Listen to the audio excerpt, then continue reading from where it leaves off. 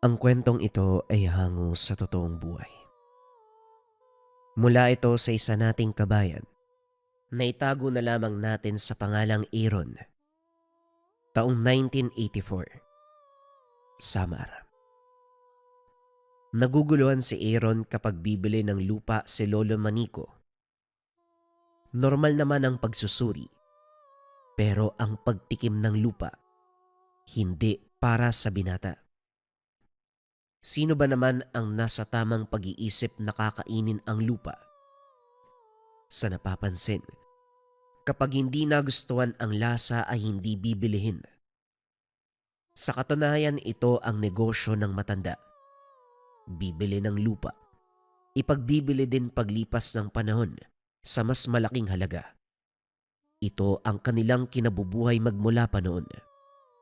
Sa araw na ito, dumayo sa probinsya ang maglolo para sa kasunduan sa isang negosyante. Pagdating sa ektaryang lupain, dumakot kagad ng lupa si Lolo Manico. Tinikman. Tumango ito at habang ngumunguya, pasimpleng nagpagpag. Bumaling sa may-ari sabay sabi na bibili ng lupa. Matapos maayos ang dokumento, nilibot niya ang lugar. Hindi maalis ang ngiti ng matanda habang tinitignan ang kabuuan ng lupain. Tahimik na pinagmasdan ni Aaron hanggang sa hindi na nakapagpigil. Lo, matanong ko lang po bakit mo ba tinitikman yung lupa? Kapag nagustuhan mo yung lasa, bibilin mo. Kapag hindi, wala rin. Sa lasa ba ang batayan mo, Lolo? Ano ba yan?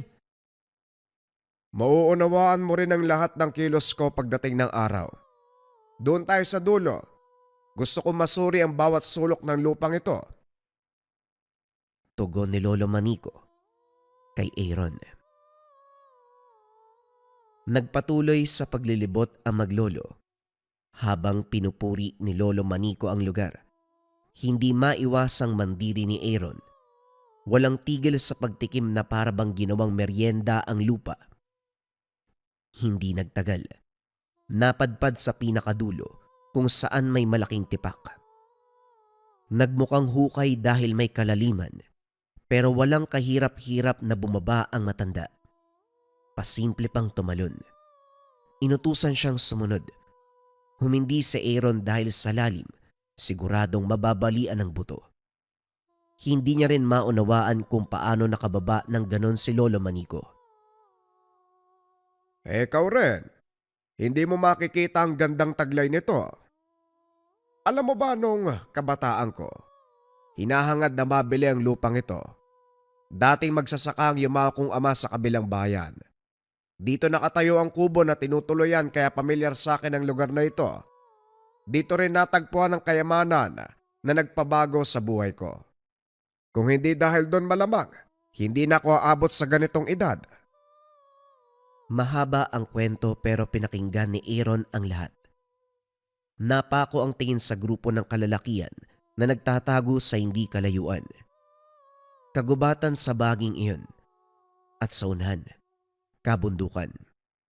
Sa pagkakatanda, nagbigay babala ang negosyante na huwag makipag-usap sa kahit na sino, lalo na kung taga-bundok. Walang paliwanag pero ayon dito, para na rin sa kaligtasan. Dali-daling binalaan si Lolo Manico nang mapansing lumalapit ang mga ito. Saktong nakaawan ng matanda. Nasa malapitan na ang grupo. Hindi mamukaan dahil nakabalot ang muka. Kung pagbabatayan ang tindig, masasabing mga tulisan. Pinapakita ang patalim at barel na nakasugbit sa bewang. Habang nakipagkasundo ang isa, nakatingin naman sa paligid ang iilan bilang bantay. Manong, magandang araw. Hindi ko napapahabain ang usapan dahil alam ko na pareho tayong nagmamadali. Ikaw ang bago may-ari ng lupain ito. Gusto ko lang sabihin na ipagbabawal ang pagpunta sa baging ito. Kami ang nagbabantay, kaya kung ako sa inyo, malis na kayo. Wika ni Lando. Ako ang bago may-ari kaya sino ka para mag-utos sa akin? Ako magsasabi kung bawal o pwedeng pumunta dahil parte ito ng lupang binili ko. Kayo ng grupo mong umalis sa lugar na ito. Hindi mo yata nauunawaan, tanda. Ilang may-ari na ang dumaan sa lupaing ito. Lahat naman sila nakakaintindi. Ikaw lang ang hindi. Huwag mong palalain ang sitwasyon. Umalis kayo ng apo mo bago pa ako maubusan ng pasensya. Kung pasensya lang din ang pag-uusapan, manipis ang sa akin. Iho, ikaw ang hindi nakakakilala sa akin. At ang pinakaayaw ko, yung kagaya mo na ugali. Naku, sinasabi ko, kapag ako hindi nakapagtimpi, uuwi kayo ng bangkay. Napuno ng tawanan ang paligid. Tinuring na biro ng grupo ang bawat salita ni Lolo Manico. Kinukumbinsi na rin ni Aaron na wag nang pumatol. Sa dami ng mga ito, sa lakas nila, walang laban. Kaso patuloy ang pagmamatigas ng matanda. Tanda, wag ka nang magtapang-tapangan. Alam ng lahat kung gaano karupok ang buto mo sa mga tuhod. Isang tulak ko lang mababalian ka. Simple lang naman ang pakiusap ko. Umalis kayo sa bahaging ito. Hindi yan pakiusap. Utos ang ginagawa mo. Sana bago bumuka ang bibig mo, alam mo ang kaibahan ng mga salita, iho. Huling babala ko na ito. Kayong umalis bago lumaki ang gulo. Lumala ang tensyon. Parehong hindi nakapagpigil. Bumunot ng armas ang grupo sabay tutok. Napatanda na lamang ng krus si Aaron. Subalit laking gulat dahil wala ni isa ang pumutok. Maging ang mga ito ay nagtataka sa nangyayari. Naglabas na lamang ng patarim. Pero sa sandaling susugod, isa-isang bumagsak sa hindi malamang dahilan. Bago makabangon, umalis na ang maglolo. Lo, ano pong nangyari sa kanila? Bakit ganun? Hindi pumutok yung baril tapos nung susuguri na sana tayo, bigla na lang silang tumumba. Anong kababalagan yun? Ang sabihin mo, pinoprotektahan tayo ng Diyos laban sa masama. Dapat nga mas malala ang sinapit ng mga yun eh. Ang kagaya nila, hindi dapat nabubuhay sa mundo, perwisyo sila. Sa kabila ng sagot, hindi kumbensido si Aaron. Habang nasa ganong sitwasyon ng grupo, napansin ng binata na bumubuka ang bibig ng matanda na para bang may sinasabi. Hindi nga lang marinig, walang boses na lumalabas. Sa katunayan, hindi ito ang unang beses. May pagkakataon na uhuli itong sumasambit na mga salita na hindi naman maintindihan. Nagre-resulta ng kababalagan sa paligid. Ginagamit ang kakayahan sa hayop at sa tao, lalo na kapag may masamang balak. Sa pamamaraang ding ito nagawang makaligtas sa mga taong humahabol sa kanila noon. Swerteng nalusutan ng lahat ang pagsubok sa taong iyon. Sa oras ng hapunan, natanaw ni Aaron ang grupo. Umaaligid, panay ang tingin sa tahanan. Inakalang hindi magtatagal pero nanatili sa mga sumunod na oras. Tinawag si Lolo Manico para magbigay alam. Sa halip na mabahala dahil tinutukan na sila ng baril, kalmado pa rin ito. Nilawagan ng pagkakabukas ng bintana. Pasimpleng pumwesto. Kumuway pa. Sinita pero ayaw makinig. Kung ipapakita mong natatakot ka, lalaki ang ulo ng mga yan. Lalo lang tayong pagdidiskitahan. Lolo naman ginagawa niyong biro eh. May baril ang mga yan. Isang bala lang. Ikakamatay na. Hindi natapos ni Aaron ang sasabihin ng magpaputok ang mga ito. Basag ang tinamaang salamin. Ginapang ng takot ang binata. Pero panay tawa ang matanda.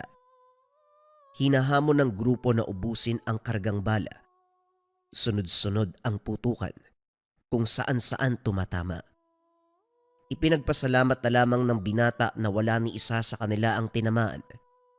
Nang wala nang maiputok, lumapit ang grupo para makipagsagutan. Ang lakas talaga ng kapit mo sa swerte, ano? Tignan mo, naubos ang bala namin pero hindi ka man lang tinamaan. Hindi ko tuloy alam kung may sira ba yung armas namin. O sadyang, nagagawa mong utusan ng hangin para kusang luminis ang bala. May karunungan ka ba, tanda? Karunungan? Anong karunungan? Huwag ka na magpatawa. Nagmamaang-maangan ka pa. Ang ginawa mo kanina at ngayon, hindi nalalayong mula sa mataas sa kaalaman.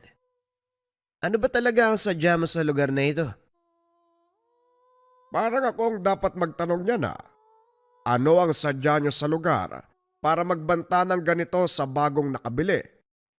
Pati yung dating may-ari, takot na takot sa inyo. Kututusin, pipitsuging mga walang magawa sa buhay yan Puro paninindak ang alam. Malakas lang ang bibig nyo pero wala kayong gawa. Ni hindi nyo nga kumapatamaan ng bala.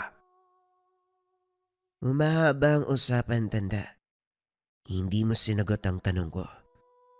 Meron ka bang karunungan? Malalim na ang gabi. Magpahinga na tayo. Maawa ka sa matanda.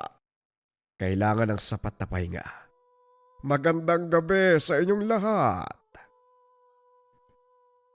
Inasar ni Lolo Manico ang binata. Tinalikuran ng grupo na hindi sinagot ang katanungan. Si Aaron na nakahiga sa kabilang papag, hindi maalis ang tingin sa matanda. Maimbing ang tulog, samantalang siya hindi maalis sa isipan ang tanong ng grupo. Bumabagabag hanggang sa sumapit ang umaga. Natagpuan ang matanda sa bahaging may tipak na lupa. Nasa baba ito. Kagad tinawag ang matanda nang mapansin. Naglakas loob si Aaron dahil may hagdan. Napapadali ang pagbaba. Naguguluhan dahil manghang-manga si Lolo Manico. Gayong puro lupa lamang ang nakikita sa loob. Hindi siya nakatagal sa lugar dahil matapang ang amoy. Umahon ang binata at kagad nagsumbong nang makita ang grupo. Nagmamarcha papalapit sa lugar. Walang pagdadalawang isip na sinuntok si Aaron sabay dakip. Hindi nakakyat si Lolo Manico dahil kinuha ang hagdan. Ay tanda, binalaan na kita. Ilang ulit pa pero ang tigas mo Hindi ko na alam kung paano magpapaliwanag sa'yo. Mukhang hindi na ito madadaan sa usapan. Sinaktan niyo ang apo ko. Wala tayong sisihan. Nagulat ang lahat. Walang kahirap-hirap na umakyat si Lolo Manico. Pag-ahon nito, isa-isang tinumba ang grupo hanggang isa na lamang ang natira. Mababakas sa muka ang takot. Bumunot ng baril sabay tutok. Mabilis na bawi ng matanda. Inihagis niya sa malayo. Lando ang pangalan mo, tama.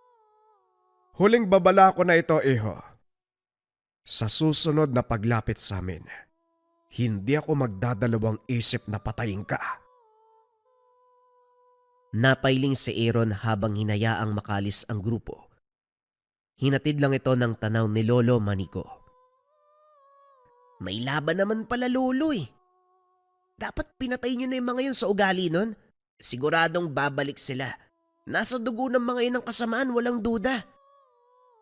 Mabuti nga kung babalik May tanong ako na gustong makuhaan ng sagot. Wala akong tiwala sa salita kaya huhulihin ko sila sa akto. Iilan lang ang nakakaalam kung anong meron sa lugar na ito. Sigurado ko may nag-utos sa kanila. Kung sino man yon, aalamin ko.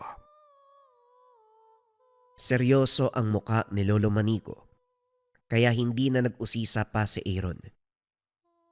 Tahimik na sumunod pabalik ng tahanan. Naabutan ang bisita. Isang matanda, nakaedad din ito. Sa pag-uusap naging kuryoso ang binata. Maraming sinasabi pero napako ang kaisipan sa binanggit na mutya.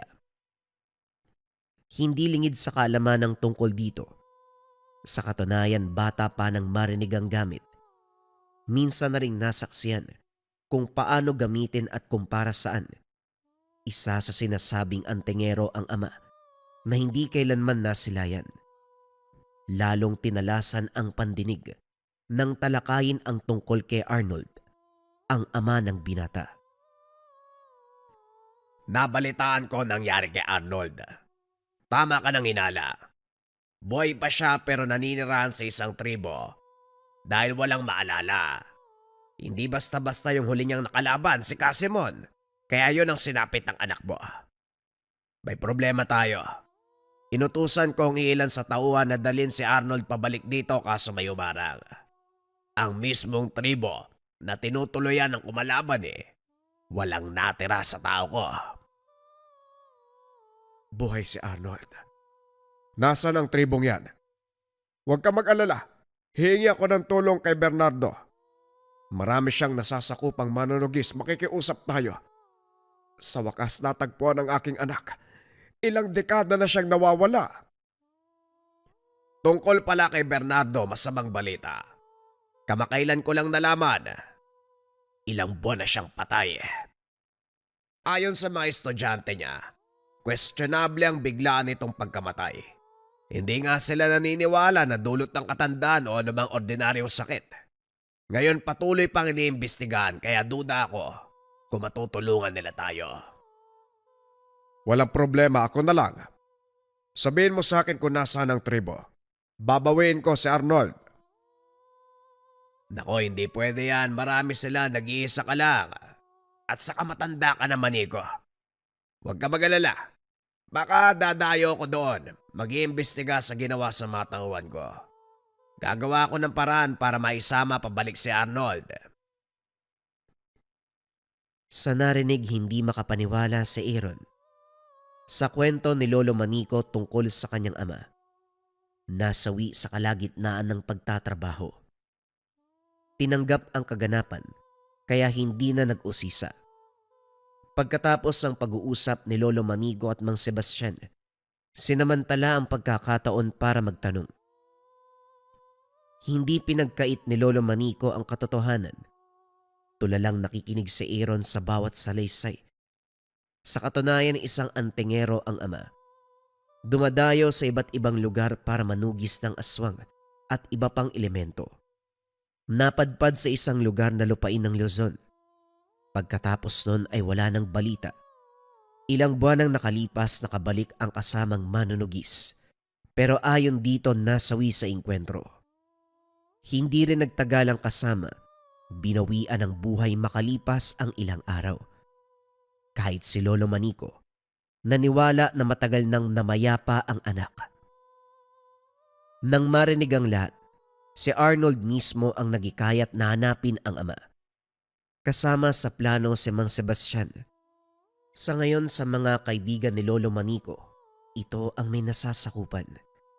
Sila ang inaasahang lulusob sa tribo, kasalukuyang pinaghahanda.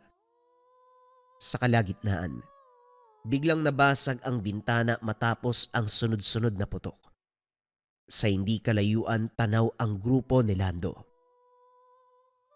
Teka, kilala ko ang binatang yan Hindi ako pwedeng magkamali. Anak yan Katonyo. Yung antingero na pumaslang sa angkan ng bangkilan. Sa pagkakatanda ko, mabait na bata yan Pero bakit parang basagulero na ngayon? May problema ba sa kanila, Manico? Yan ang hindi ko maunawaan Pagdating namin dito, sumugod kaagad ang mga yan. Nagsimula ng gulo. Binalaan ko pero tignan mo ayaw tumigil Duda ko. Binabantayan nila ang tipak doon sa dulo ng lupain. Hindi ba usap-usapan sa mga antingero na doon isisilang ang mutya ng lupa? Mukhang yon ang inaabangan nila. Sa kilos sa mga bata, parang inutusan sila. Kaso ang tanong ko, sino? Mukhang malaki ang galit nila. Ako ba ang kakausap? Wag na. Hayaan mo lang ang mga yan. Babalikan ko sila pagkatapos ng problema kay Arnold. Saang tribo nga ba siya matatagpuan? Tuloy-tuloy ang pag-uusap. Wala ring tigil sa panggugulo si Nalando. Hinahayaan ang mga ito hanggang sa punto na umalis. Gumayak na rin sina Aaron para lumuwas sa kabilang bayan. Iniwan ang binata sa tahanan ni Mang Sebastian kasama ang iilang mag-aaral. Samantala, lumarga ang mga ito patungo sa tribo. Habang nag-aantay sa pagbabalik, nakilala ang mag-aaral na si Marcus. Sa kanya nalaman ang tungkol sa matatanda. Parehong antingero, nagtuturo sa mga nais matuto. Medalyon ang hawak ni Mang Sebastian. Mutya ng lupa naman kay Lolo Manico. Sa gamit ng lolo na agaw ang atensyon, kaya naman nag-usisa. Ibinahagi din ni Marcus ang kakarampot na nalalaman tungkol dito. Isa sa bigay na kakayahan ng mutya ay malaman kung pinamamahayan ng elemento ang lupain sa pamamagitan ng pagtikim. Naunawa ang lubos ng binata ang kakaibang kilos nito ni Lolo Manico. Buong akala'y isa lamang itong nakakadiring kilos. Pagsapit ng gabi, habang tulog ang lahat, nilusob ang tahanan ni Mang Sebastian. Hindi makilala ang grupo dahil may takip sa muka. Alisto naman ang lahat ng mag-aaral. Walang pagdadalawang isip na lumaban. Hindi maintindihan ni Aaron ang kaganapan. Bukod sa pisikalan, nagpapalitan ng sambit na mga salitang sila lamang ang nagkakaintindihan. Sa napapansin, dahan-dahang nanghina ang iilan. Hindi may kakaila ang lakas sa mga mag-aaral. Nilupig ang grupo. Nakatakas ang karamihan, pero may nadakip na isa. Laking gulat ng makilala. Walang iba kung hindi si Lando. Si Marcus. Bilang may mataas na katungkulan, siya ang nanguna sa pagtatanong. Iginapos si Lando. Panay tanggi sa mga akusasyon. Ilang ulit tinanong pero tikom ang bibig. Walang nagawa si Marcus kung hindi ikulong ito.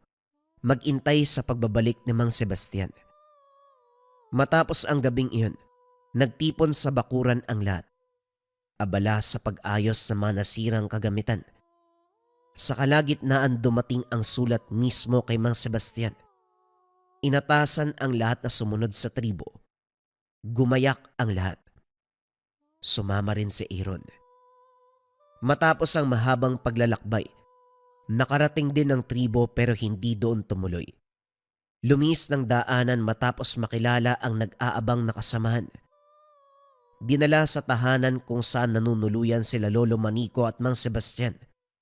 Kagad pinag-usapan ang gagawin. Ayon sa pagsasaliksik, hindi sila makatutubo. Ang kanang aswang. Pinaslang ang buong tribo at sila ang pumalit. Matagal na panahon na silang naninirahan. Sa hindi kalayuan may nahukay na mga labi. Siguro, tira ng pambibiktima nila. Ngayon delikado ang buhay ni Harold sa loob. Ano man ang mangyari, ililigtas natin siya. Malaki ang laban natin dahil marami tayo. Parehong maalam sa orasyon. Pakikipaglaban sa pisikal na pamamaraan. Nagre-ritual din kami ng Manico. Dagdag proteksyon. Gagawin ang paglusob mamaya. Magsipaganda kayo. Habang abala sa paghahanda ang lahat, naglibot si Aaron sa kabila ng banta sa paligid. Walang ano-ano. Dumiretso sa bukana ng tribo. Pumwesto siya sa itaas ng puno. Tanaw sa hindi kalayuan ang mga ito. Kung titignan masasabing normal, malayo sa tinutukoy na aswang.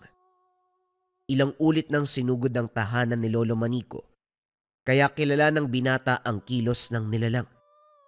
Kalaunan nasipat ang lalaki na hindi may tatangging kawig niya. Pumasok agad sa isip na ito ang ama. Subalit malusog ito. Maayos ang kalagayan. Nang lumakad pasot ng gubat, walang pagdadalawang isip na sinundan. Nanatili ang distansya. Pinagmasdang maigi ni Aaron ang galaw ng lalaki. Dumiretso ito sa sapa para mag-igib ng tubig. Habang nagsasalok, biglang lumitaw ang grupo ng kalalakian. Walang ano-ano. Sumugod ang mga ito. Hindi na bahala si Aaron dahil nagpakitang gilas kagad ang lalaki. Walang kahirap-hirap na tinumba. Natigilan na magpalit ng anyo ang isa. Hindi naman ito umaatake. Dahan-dahang umatras sa baylaho. Nagmamadali din sa pag-alis ang lalaki. Pagbalik ni Aaron, naisa na nitong ipaalam ang natuklasan. Kaso hindi nagkaroon ng pagkakataon dahil lumakad na ang lahat palusob ng tribo. Naiwan ng binata kasama ang may-ari ng bahay. Manong, mali po yata ang pagkakaintindi ni Mang Sebastian sa tribo. Pumuslit ako doon eh. Parang hindi naman sila masama. Nagtungo ng ilog ang isa kaya sinundan ko. Ilang sandali pa may dumating na grupo ng aswang. Hindi kaya nagpalit ng impormasyon. Yung grupo ang aswang, hindi ang tribo. Baling ni Aaron sa may-ari ng bahay na si Mang Orlando.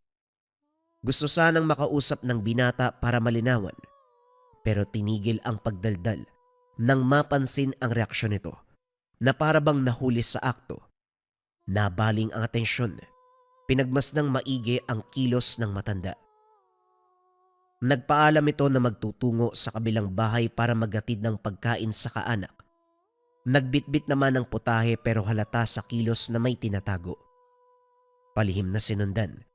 Dito nagkaalaman, kausap ng matanda ang isa pang matanda na sa tingin ni Aaron ay aswang. Kulang man sa kalaman para kilalanin ng husto.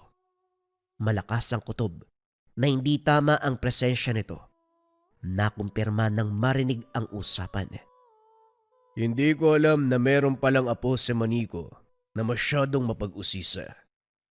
Natuklasan niya ang katotohanan. Alam niya rin ang tungkol sa grupo. Sina Sebastian at Maniko naman nagpunta sa tribo. Sa pagkakaalam nila kalaban ng mga tao roon. Nagawa kong bilugin ang ulo nila pero sa binatang yon magkakaproblema tayo, Katonyo. Wika ni Mang Orlando. Naiwan sa bahay ang binata, tama. Para walang problema, ligpitin mo kagad. Ayusin mo lang, Orlando, kung ayaw mong tayo magkaproblema. Wika ni Katonyo. Mahahalata sa tono at galaw ang pagbabanta. Nagmamadali sa pagbalik ng tahanan si Aaron. Imbis na matakot, hinarap niya ang matanda. Diretsa ng impormasyon. Pero pinanghawakan ni Mang Orlando ang katapatan niya kay Katonyo. Walang atubili. Sinugod ang binata. Inatake ng saksak pero sa kabutiang palad dumating si Marcus. Sa huli, ito ang nasawi sa pakikipaglaban. Maya-maya pa dumating sila Lolo Maniko na pag-usapan ang pagyayari. Sinalaysay ni Aaron ang lahat. Hindi makapaniwala sa naganap na pagtatraidor. Matagal na panahon nang kilala si Mang Orlando, pero sa huli pinili silang kalabanin. Binanggit din ang tungkol sa tribo. Kumpirmadong hindi aswang ang nakatira. Simpleng mamamayan lamang. Hindi lang nabutan ni Arnold dahil bumaba ng bundok para sa malagang sadya sa bayan. Inasahang babalik ito bukas. Nang si Lolo Maniko at Mang Sebastian na lamang ang naiwan, naglakas loob si Aaron na kausapin ang mga ito. May hindi pa binanggit. Lo, hindi po ba kilala niyo si Katonyo?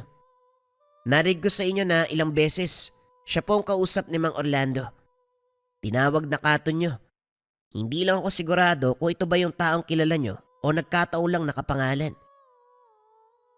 Matagal nang namayapa ang dati naming kaibigan. Nasawi sa engkwentro laban sa mga aswang. Baka kapangalan lang. Sandali. Si Arnold nga na inakala nating patay na. Nabalita ang buhay. Paano kung ganun din ang nangyari kay Katonyo? Paano kung buhay siya? Pero hindi naman ganun ang pagkakakilala natin sa kanya. Isa siyang manunugis. Antingero. Hindi siya aswang. Maniko, sa kabilang banda posibleng maging masama ang dating mabuti. Marami na akong nabalitaan na dating kanan, tapos sa huli naging kampo ng kaliwa. Naging aswang, mambabarang, mangkukulam, At kung ano-ano pa. Paano kung hindi talaga siya namatay? Pinalabas lang dahil nagbago ng katauhan. Sa dami ng posibilidad, hindi nalalayong mangyari yan. Nahulog sa malalim na pag-iisip ang lahat. Hindi nagawang isang tabi dahil may kinalaman sa kinahaharap ang problema. Kinabukasan maaga sa tribo. Sa kabutiang palad nakita rin ang ama. Ang problema, hindi sila nakilala na parabang burado sa alaala. Ang tinutuluyan nito ang nagkwento. Natagpuang nakahandusay sa gubat. Dinala sa tribo para gamutin. Nakaligtas sa bingit ng kamatayan pero nawalan ng memorya. Walang nakakaalam kung saan nakatira kaya kinupkup na lamang muna. Kahit sariling pangalan, hindi matandaan. Sila rin ang nagbigay ng pangalan dito.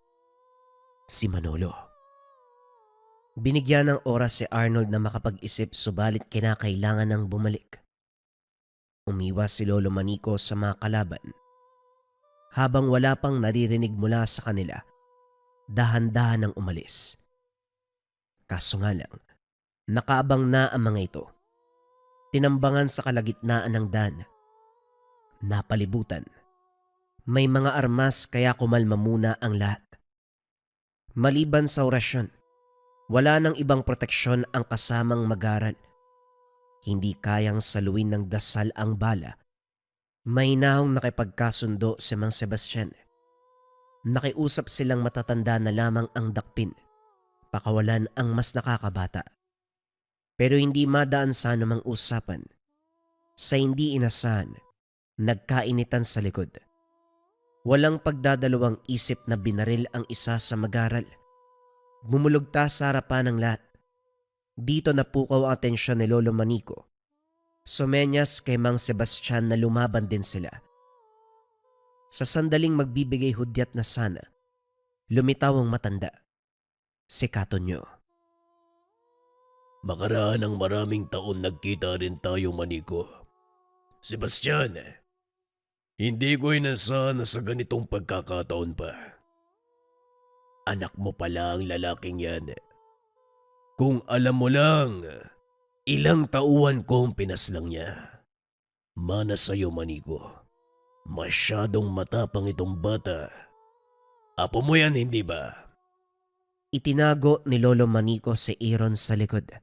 Pati na rin si Arnold. Katonyo, hindi ko rin inasahan na magkukrus ang landas natin sa panahong ito.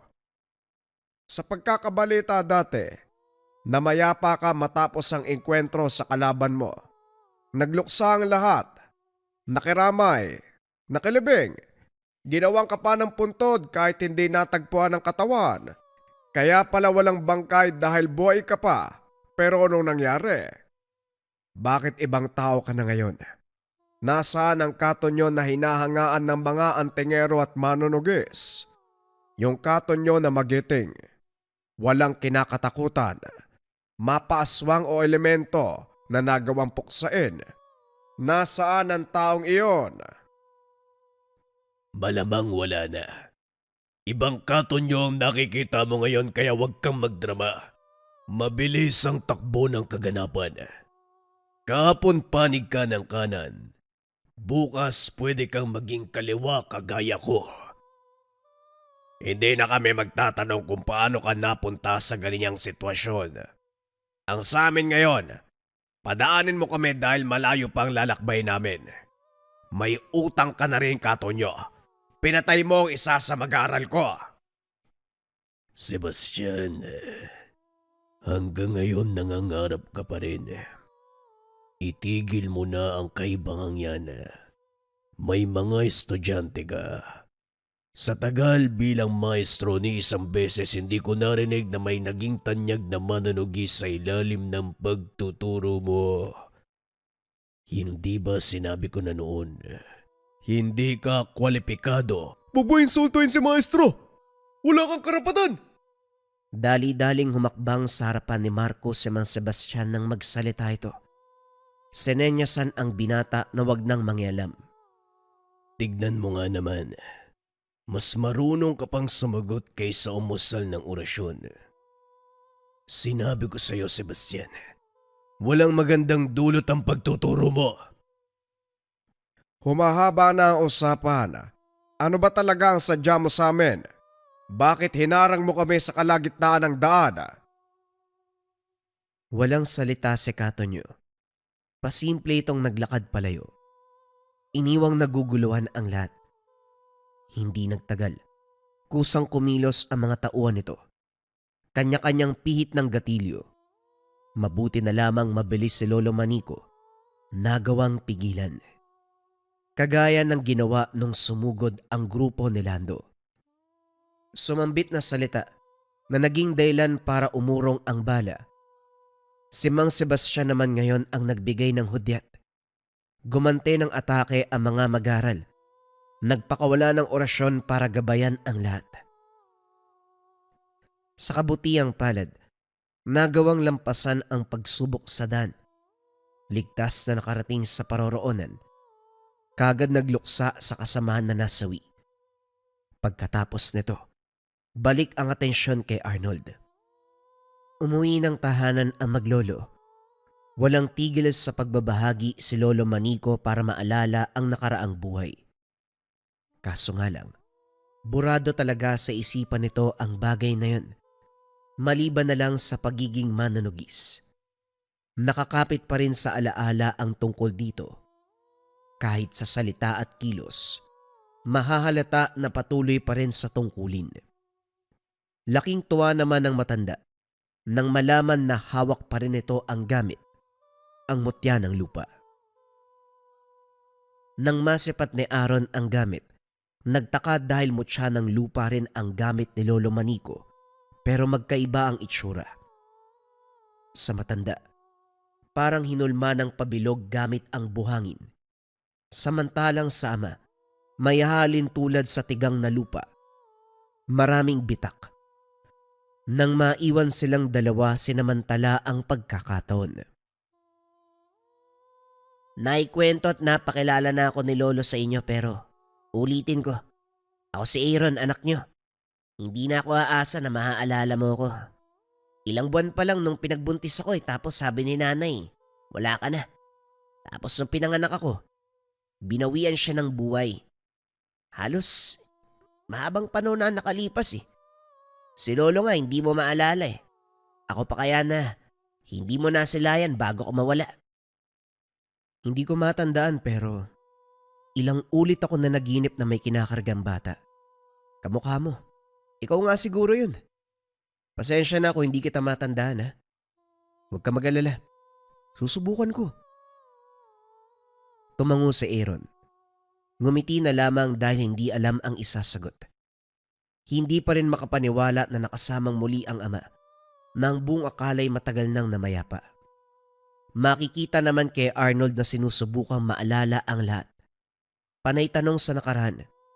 Nakaalalay naman si Lolo Manico sa pagsagot. Isang hapon, naglibot muli sa lupain, dumiretso sa bahaging may tipak. Dito sumagi sa isip ni Arnold ang nakaraan dahil sa eksaktong lokasyon natagpuan ang mutyang tinatangan. Nang ilabas ang gamit, mararamdaman ang pagkakaisa ng enerhiya sa paligid. Dito ko natagpuan yung mutya na to . Hindi ako makapaniwala. Nakabalik ako sa lugar na to. Kaya pinaghirapan kong pag-ipunan para mabili. Malaki ang biyayang pinagkalob ng lupang ito sa atin. Diyan sa gamit na binigay sa'yo. Ilang ektarya to kaya malaking halaga ang kinakailangan. Natagalan sa pagbili. Ibig sabihin, Lolo, hindi mo na ipagbibili yung lugar na to? Akala ko kasi, parte pa rin ng negosyo mo, Lolo. Hindi ang lupang ito, Aaron. Hindi natin gagalawin dahil malaki ang naitulong nito sa atin. Ay nako, hindi talaga nadala ang mga batang to. Dumako ang tingin ng lahat sa unan. Nagmarcha palapit ang grupo ni Lando. Nagtataka si Aaron dahil sa pagkakatanda, hinuli ito ni Marcus. Sa pagkakaalala ko, 2 pa lang kayo. Ngayon 3 na. May darating pa ba, tanda? Sandali, kilala kita. Ikaw yung lalaking umatake sa tribo. Hindi magnanakaw ng gamit, pati na rin buhay. Ilang inosente yung pinaslang nyo ng araw na yon. Kayo na mga kasabwat mong tulisan at aswang. Sinugod ni Arnold ang binata. Nagkarambola ang lahat. Sa kabila ng dami ng grupo ni Lando, nagawa pa ring itumba. Sa puntong ito, walang armas kaya mano-mano ang laban. Walang binatbat sa lakas ni Arnold. Sa pagkakataong ito, dumako ang tingin sa unahan. Nakatayo roon si Katonyo. Malaki ang ngiti. May mga titig na nagbabanta. Naging malinaw ang punto nang walang tigil na panggugulo ng grupo. Ayon kay Lolo Manico, sa kabila ng pagiging antingero't manunugis ni Katonyo, meron pang tinatanga na gamit. Naghahangad pa ito ng karagdagan. Kasama sa paglalakbay ang paghahanap ng mutya at iba pang gamit na kayang kumalaban sa anumang kababalagan. Minsan pa'y handang pumaslang ng kapwa antingero, lalo na kapag natipuhan ang hawak na gamit. Ilan lamang ang nakakaalam sa ugaling ito ng matanda. Patuloy sa panggugulo ang grupo, pero iilan na lang ang lumulusob. Nagpadala na rin ng tauhan si Mang Sebastian para dagdag sa pagbabantay. Nang hindi makapagpigil si Lolo Manico, harap-harapang kinausap si Katonyo. Kaso lalong lumala ang sitwasyon. Nais itong maangkin ang hawak na mutya ng mag-ama. Ang dalawang mutya ng lupa. Nang masipat ang leeg nito, maraming nakasabit na palawit na kwintas. Hindi ko maintindihan Mula sa pagiging antingero naging aswang ka, tapos nagagawa mong humawak ng mutya. Ilang tao na ba ang napaslang mo para kumuha ng mga gamit? Sa dami ang hirap bilangin. Hindi ka ba nangangawit sa leeg mo? Bigat yan O nga pala, hindi mabigat. Wala namang bisa yan. Kung wala ka sa tungkulin, tatalikod ang gamit kapag naramdaman nito na wala sa kanya ang katapatan na nagtatangan. Tama ba, Katonyo? Tumigas ang muka ng matanda. Nanlilisik ang mga mata. Handa ng sumugod. Ang problema nga lang, tirik pa rin ang araw. Huminga ng malalim. Mahinahong tumugon. Inaasar mo lang ako, Manico. Bilang nakakatanda, uunawain kita. Dumaan din ako sa edad mo. Panahong may ganang magmatigas. Mas mabuti pang ibigay mo sa akin ang mutya ng lupa para hindi na kayo masaktan. Bakit mo nga kukunin? Hindi mo naman mapapakinabangan. Ngumiti si Katonyo. Nagtitimpi. Hindi nagtagal ay nagpaalam. Ngayon ko lang siya mukha ang nakaharap. Ilang ulit ko siyang natanaw doon sa tribo. Dumidistansya, kaya walang oras na makausap. Masyado siyang masama. Kapag may nagmamatigas, pinapas lang. Malaki din ang atraso niyan. Nasasakupan niya ang umatake sa akin, kaya hindi ako nakabalik Nagulat ang lahat. Naaalala ni Arnold ang mga kaganapan. Gabi-gabing napapansin ni Aaron na may nagpaparamdam. Biglang may dumapo sa bubong. Mag-iingay. Kakalmutin ng yero na halos gusto nang tanggalin. Alisto sina Lolo Manico at Arnold, pero hindi maabutan ang nilalang. Mabilis itong nakalipad. Ilang gabi nang walang tulog sa pagbabantay. Lumipas sa mga araw, ganun pa rin ang nangyayari. Pero sa pagkakataong ito, isa-isang nawawala ang mga tauang pinadala ni Mang Sebastian. Walang naiwang bakas. Naglalaho na lamang bigla. Hindi masabi na umuwi dahil likas sa mga ito ang magpaalam. Nang suriin ang kabundukan, isa-isang natagpuan. Ang malala ay ginapos sa puno. Kalunos-lunos ang kalagayan. Dinala ang lahat pabalik sa balwarte ni Mang Sebastian para magamot. Manico, hindi na ako makakapayag na wala tayong gagawin. Tignan mo ang ginawa nila sa mag-aral ko. Pinahirapan ng mga bata. Sa ayaw at sa gusto mo. Pupuksain ko ang kasama ng katonyo na yan. Huwag ka magpadalos-dalos. Kailangan nating mag-ingat dahil marami tayong pinoprotektahan. Ako, anak at apo ko. Ikaw naman ang mga mag-aaral mo. Walang nakakaalam kung paano ngayon kumilos si Katonyo. Hindi na siyang kilala natin. Ibang tao na yan. Habang nag-uusap ang matatanda, lingid sa kalaman ng mga ito na kumilos na si Arnold. Hindi nagawang pigilan ni Aaron dahil gusto ng binata na matapos ang kaguluhan. Pinangako ng ama na kung ililihim, sisiguraduhin tatapusin ang lahat. Sa kabilang banda, tanaw ni Arnold ang barong-barong sa masukal na bahagi ng gubat. Dinig na dinig ang halakhak ni Katonyo kasama ang nasasakupang aswang. Makalipas ang ilang sandali, bumaling sa anak si Lando. Walang pagdadalawang isip na pinagbuhatan ng kamay. Nagkasagutan pero nanaig ang kasamaan ng matanda. Sa harapan ng lahat pinaslang ang binata. Kinain nito ang laman at dugo. Tinakot ang nasasakupan, nasasapitin ng sino man ang nangyari sa oras na kakalaban. Bago matapos ang drama nito, sumingit si Arnold. Mawalang galang na po. Hindi ako naligaw o kung ano man. Gusto lang talaga kita makausap. Ikaw yung tanda. Pasimpleng tinuro ng bitbit na itak si Katonyo. Mabuti naman at nandito ka. Ibaba mong itak. Hindi natin kailangan yan. Maupo ka. Uminom at kumain. Nariyan ang lahat sa lamesa. Sigurado naman nandito ka para makipag-usap ng tama. Nakapag-isip ka na ba? Oo, nakapag-isip na ako na mas maigi. Kung tatapusin ko kayong lahat, wala nang gagambala sa pamilya ko. Isa ang ligpitan dahil malaki ang atraso mo sa akin.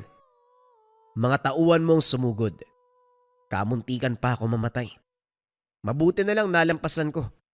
Dahil sa pangyayaring yun, hindi ako nakauwi. Nakalimutan ko ang pamilya ko. Lahat ng yon pagbabayaran mo ngayon. Humagalpak ng tawa ang matanda. Ginawang biro ang salita ni Arnold. Sa kilos nito, kampanteng-kampante dahil nag-iisa lang ang binata at marami sila.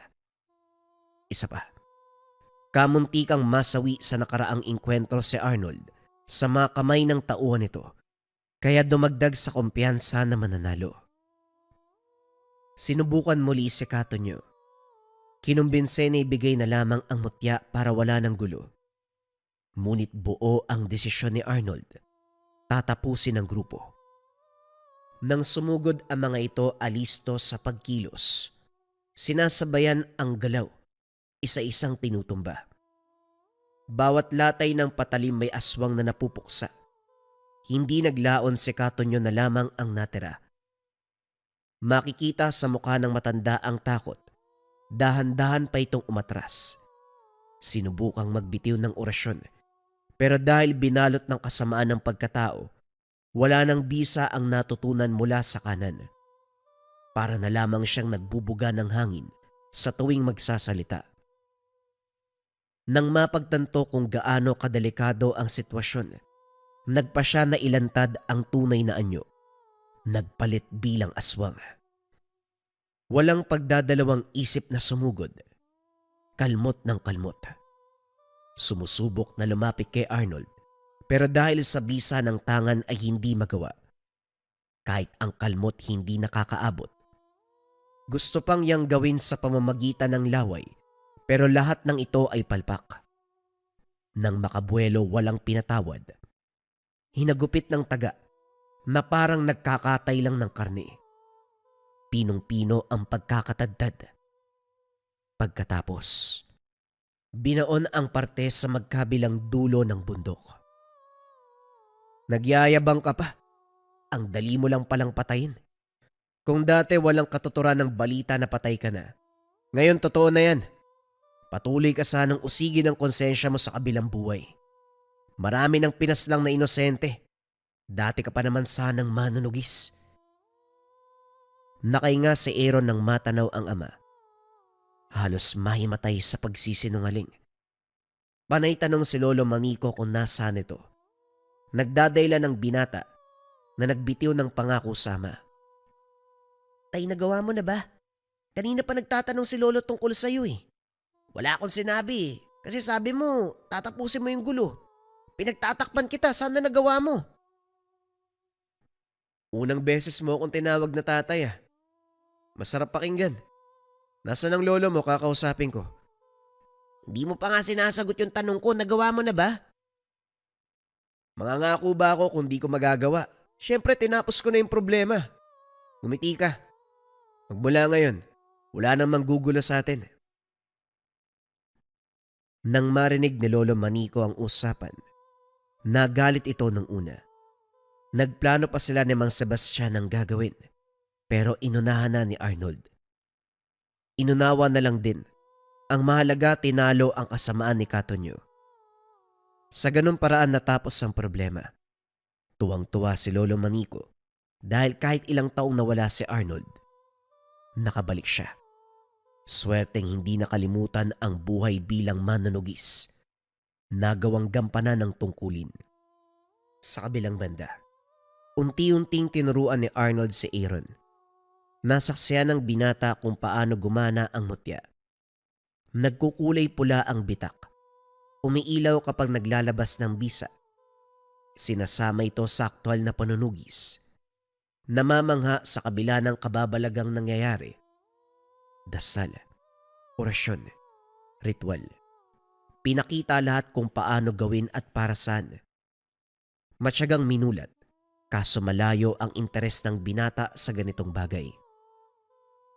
Magalang na tumanggi si Aaron. Inunahan na ang ama. Matapos maramdaman na gusto siyang ipasok sa tungkulin, sinubukan naman ng binata. Pero kahit anong gawin, malayo sa isipan niya ito. Hindi rin nais na magpanggap dahil alam ni Aaron na walang magandang dulot ang pagsisinungaling. Tinanggap naman ng ama ang rason niya. Hindi na siya pinilit pa. Humantong sa punto, isa-isa nang namaalam ang mga mahal sa buhay. Nauna si Lolo Manico buhat ng katandaan. Sumunod naman si Arnold. Makaraan ang ilang taon. Naiwan siya sa lupaing binili. Nakasanayang tumambay sa may tipak. Pinagawa para maging kaaya-aya ang pagpapahinga. Sa mga panahong ito, hawak pa rin ng binata ang mutya ng lupa na dating pagmamay-ari ng lolo at ama. Hindi man tuluyang tinanggap ang lakas ng tangan. Pero alam niya sa kanyang sarili, ito ang nagbibigay ng proteksyon sa kanya. Ito ang nagbibigay ng walang hanggang swerte. Anumang oras na nais niyang gamitin, siguradong ililigtas siya ng kapangyarihan ng tangan. Siguradong muling magiging aktibo ang isang malakas na tangan na ginamit ng kanyang lolo at ama na mas kilala sa katawagan na mutya ng lupa. Naospitalang mangkukulam matapos isuot ang Marahuyo bracelet. Last week mga kabayan, merong patotoo sa live stream natin. Grabe yung kilabot ko pati na rin yung mga nanonood ng live stream nang malaman namin yung patotoo sa Marahuyo. Pagkasuot, kinabukasan umepekto kaagad ang Marahuyo. Nagrebuelta o sumbalik, balik sumpa. Halos nagdeliryo na yung mangkukulam sa ospital sa tulong ng Marahuyo bracelet. Pero bakit ba nangyari yun? Ang Marahuyo bracelet ay depensa espiritual. Kontra kulam, barang, tigalpo, palipadhangin, usog o namang masamang uri ng sumpa. Pero kabayan, bakit na ospital? Dahil ang Marahuyo ay may kasamang rebuelta, balik sumpa.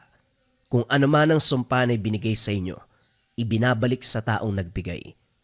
Kung interesado ka sa Marahuyo kabayan, pakisearch lang ang shop ng Lika Merchandise Marahuyo. Mag-ingat sa mga scammers.